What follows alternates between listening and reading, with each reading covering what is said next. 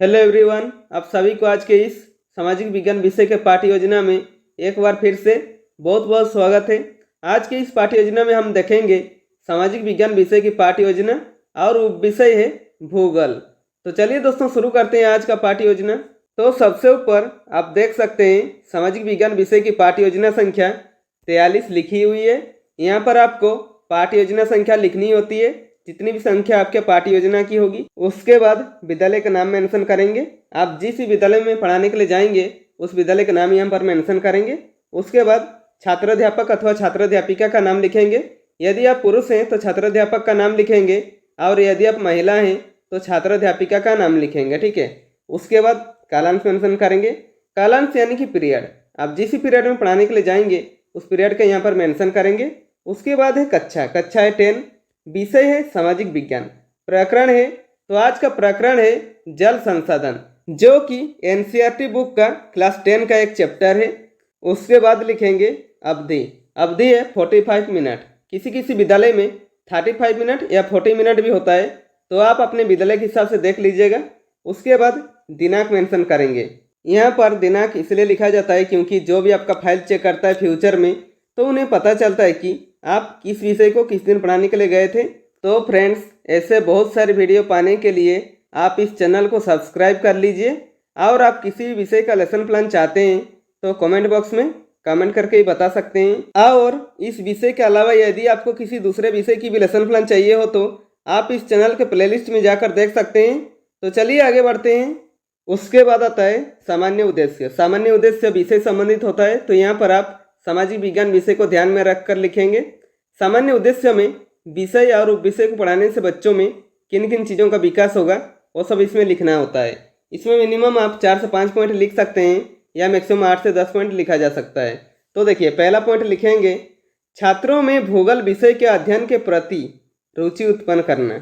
दूसरा पॉइंट में लिखेंगे छात्रों में प्रकृति प्रेम की भावना जागृत करना। और तीसरा पॉइंट में लिखेंगे छात्रों को भौगोलिक तत्वों का ज्ञान कराना। और चौथा पॉइंट में लिखेंगे छात्रों को भौगोलिक पृष्ठभूमि की जानकारी देना, ठीक है। उसके बाद आता है विशिष्ट उद्देश्य। विशिष्ट उद्देश्य कुछ ऐसे उद्देश्य जो कि टॉपिक से रिलेटेड उद्देश्य होता है, यानी कि छात्राध्यापक के द्वारा छात्रों को पढ़ाने के बाद छात्रों में क्या क्या बिहेवियर में चेंज आएंगे और उनमें किन किन चीज़ों का विकास होगा, वो सब हमारे विशिष्ट उद्देश्य के अंदर इंक्लूड होते हैं, ठीक है। इसमें मिनिमम आप 3 पॉइंट लिख सकते हैं या मैक्सिमम 4 से 5 पॉइंट लिखा जा सकता है। तो देखिए, पहला पॉइंट में लिखेंगे छात्र जल संसाधन के बारे में ज्ञान प्राप्त कर सकेंगे। दूसरा पॉइंट में लिखेंगे छात्र अपने दैनिक जीवन में जल के महत्व को समझ सकेंगे। और तीसरा पॉइंट में लिखेंगे छात्र बहुउद्देश्य नदी परियोजना के लाभ तथा हानि के बारे में जानने में सक्षम होंगे, ठीक है। उसके बाद लिखेंगे शिक्षण विधि। शिक्षण विधि यानी कि टीचिंग मेथड। इसमें शिक्षक कौन कौन सा शिक्षण विधि प्रयोग कर पढ़ा रहे हैं वो यहाँ पर मेंशन करना होता है। तो देखिए, व्याख्यान विधि, प्रश्नोत्तर विधि, अवलोकन विधि, समस्या समाधान विधि इत्यादि, ठीक है। उसके बाद लिखेंगे शिक्षण सामग्री। इसमें आप शिक्षण सहायक सामग्री भी लिख सकते हैं। इनमें वो सभी सामग्री आते हैं जो शिक्षक पूरे कक्षा यानी पूरे 45 मिनट पढ़ाने के दौरान प्रयोग करता है, जैसे कि देखिए चौक, डस्टर, श्यामपट्ट, संकेतक इत्यादि। उसके बाद लिखेंगे पूर्व ज्ञान। इसमें क्या लिखा हुआ है देखिए, छात्र जल संसाधन के बारे में सामान्य जानकारी रखते हैं, ठीक है। उसके बाद आता है प्रस्तावना। प्रस्तावना प्रश्न किसी भी पाठ्य योजना का इम्पोर्टेंट हेडिंग कहा जाता है, क्योंकि प्रस्तावना प्रश्न बनाने में सबसे ज़्यादा दिक्कतें आती है। तो प्रस्तावना प्रश्न का फॉर्मेट कैसे होता है देखते हैं। प्रस्तावना प्रश्न का फॉर्मेट 3 कॉलमों से बनता है। पहला कॉलम में लिखेंगे क्रम संख्या, दूसरा कॉलम में लिखेंगे छात्र अध्यापक क्रियाकलाप अथवा छात्र अध्यापिका क्रियाकलाप, और तीसरा कॉलम में लिखेंगे छात्र छात्रा क्रियाकलाप, ठीक है। इसमें मिनिमम आप 3 प्रश्न पूछकर प्रकरण निकाल सकते हैं या मैक्सिमम 5 से 6 प्रश्न पूछकर प्रकरण निकाल सकते हैं। इसमें सभी प्रश्न और उत्तर क्रमबद्ध रूप में होनी चाहिए, यानी कि छात्र अध्यापक के द्वारा छात्रों को प्रश्न करने पर जो छात्र छात्रा उत्तर देंगे उसी उत्तर से छात्र अध्यापक पुनः प्रश्न करेंगे, ठीक है। तो देखिए, यहाँ पर आपको और अच्छे से समझ में आएगा। क्रम संख्या में 1 लिखेंगे। छात्र अध्यापक पहला प्रश्न करते हैं, हम किस ग्रह पर रहते हैं। तो छात्र छात्रा क्या उत्तर देते हैं? उत्तर देते हैं पृथ्वी पर, ठीक है। यहाँ पर देखिए, छात्र छात्रा क्या उत्तर दिए? उत्तर दिए पृथ्वी पर। इस शब्द को लेकर छात्र अध्यापक पुनः एक प्रश्न करेंगे, ठीक है। तो देखिए छात्र अध्यापक दूसरा प्रश्न करते हैं, पृथ्वी पर रहने वाले कुछ जीवित प्राणियों के नाम बताएं। तो छात्र छात्रा क्या उत्तर देते हैं? उत्तर देते हैं मनुष्य, गाय, बकरी आदि, ठीक है। उसके बाद छात्र अध्यापक तीसरा प्रश्न करते हैं, मनुष्य, गाय, बकरी आदि को जीवित रहने के लिए किन चीज़ों की आवश्यकता है? तो छात्र छात्रा क्या उत्तर देते हैं? उत्तर देते हैं भोजन, वायु, पानी, ठीक है। उसके बाद छात्र अध्यापक चौथा प्रश्न करते हैं, पानी को और किस नाम से जानते हैं? तो छात्र छात्रा क्या उत्तर देते हैं? उत्तर देते हैं जल, ठीक है। उसके बाद छात्र अध्यापक पांचवा प्रश्न करते हैं, जल को हम अपने जीवन में किस रूप में प्रयोग करते हैं? तो छात्र छात्रा क्या उत्तर देते हैं? उत्तर देते हैं संसाधन के रूप में, ठीक है।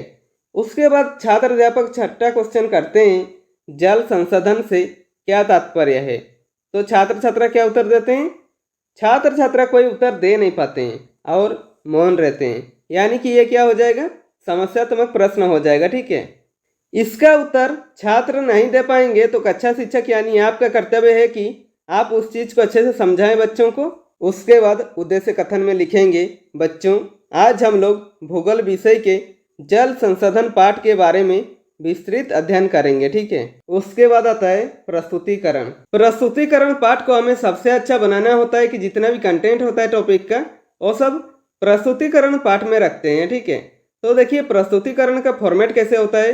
प्रस्तुतिकरण का फॉर्मेट 4 कॉलम से बनता है। पहला कॉलम में लिखेंगे शिक्षण बिंदु यानी कि टीचिंग पॉइंट, इसमें हम कौन कौन से पॉइंट कवर करेंगे वो सब लिखेंगे।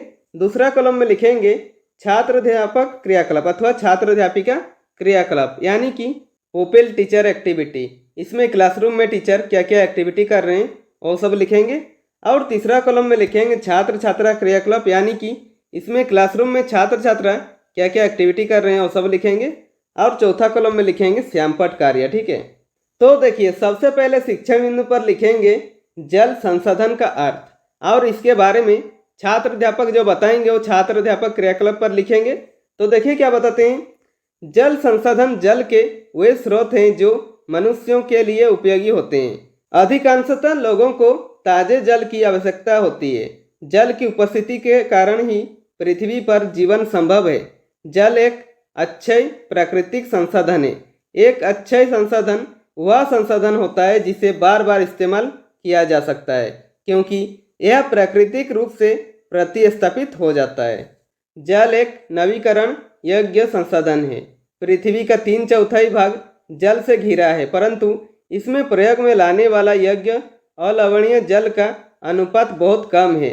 पूरे जल का लगभग 2.5% ताजे पानी के रूप में उपलब्ध है।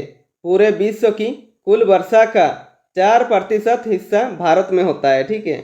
और छात्र छात्रा क्रियाकलाप पर लिखेंगे, छात्र छात्रा ध्यानपूर्वक सुनेंगे तथा समझेंगे। और श्यामपट कार्य पर छात्र अध्यापक जो पढ़ा रहे हैं उसे शॉर्ट में लिख दीजिएगा ताकि जो बच्चे ध्यान से सुन नहीं रहे उन्हें भी अच्छे से समझ में आ जाए। तो हेडिंग देंगे जल संसाधन का अर्थ और इसमें पहला पॉइंट में लिखेंगे जल संसाधन जल के वे स्रोत हैं जो मनुष्यों के लिए उपयोगी होते हैं।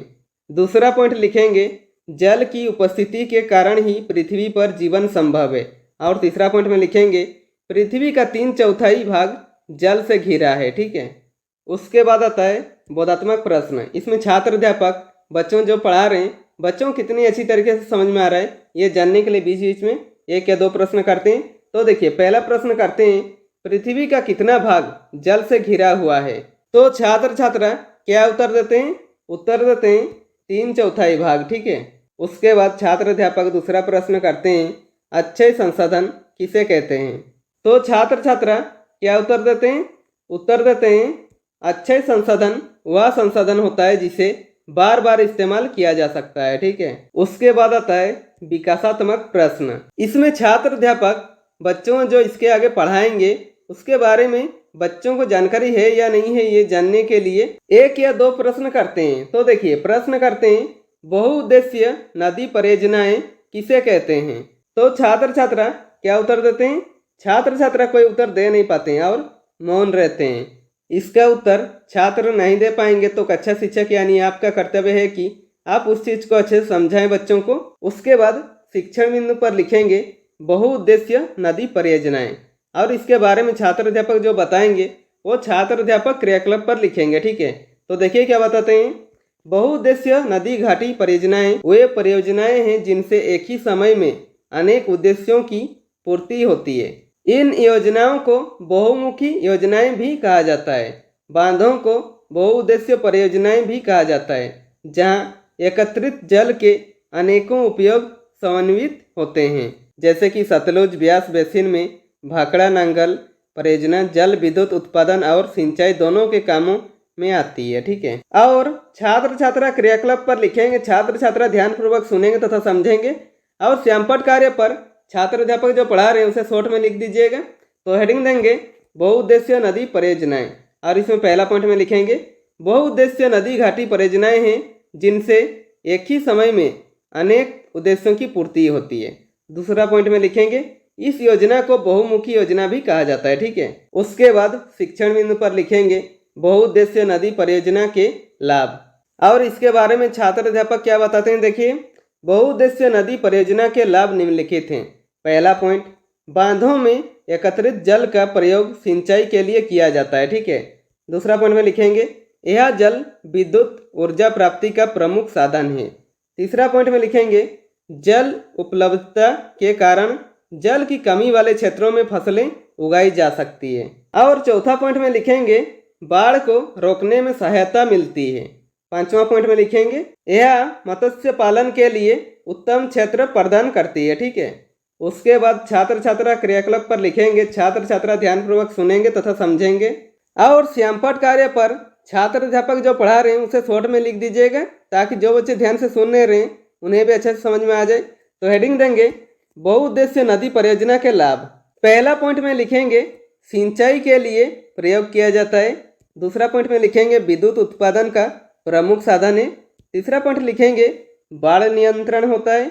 चौथा पॉइंट में लिखेंगे मछली पालन होता है, ठीक है। उसके बाद शिक्षण बिंदु पर लिखेंगे बहुउद्देश्य नदी परियोजना के हानि। तो देखिए इससे क्या क्या हानियाँ होती है। बहुउद्देश्य नदी परियोजना के निम्नलिखित हानियाँ हैं, ठीक है। पहला पॉइंट में लिखेंगे नदियों का प्राकृतिक बहाव अवरुद्ध होने से तलछट भाव कम हो जाता है। दूसरा पॉइंट में लिखेंगे बांधों के कारण वहाँ के स्थायी निवासियों की आजीविका छिन जाती है, ठीक है। तीसरा पॉइंट में लिखेंगे बाढ़ के मैदान में जलाशय से बनाने से वहाँ की वनस्पति नष्ट हो जाती है और उपजाऊ मिट्टी जलाशय में चली जाती है। चौथा पॉइंट में लिखेंगे जल जनित बीमारियां, प्रदूषण, वनों की कटाई, मृदा वनस्पति का अपघटन हो जाता है। और पांचवा पॉइंट में लिखेंगे भूकंप की संभावना बढ़ जाती है, ठीक है। और छात्र छात्रा क्रियाकलाप पर लिखेंगे, छात्र छात्रा ध्यानपूर्वक सुनेंगे तथा समझेंगे। और श्यामपट कार्य पर छात्र अध्यापक जो पढ़ा रहे हैं उसे शॉर्ट में लिख दीजिएगा। तो हेडिंग देंगे बहुउद्देश्य नदी परियोजना के हानि।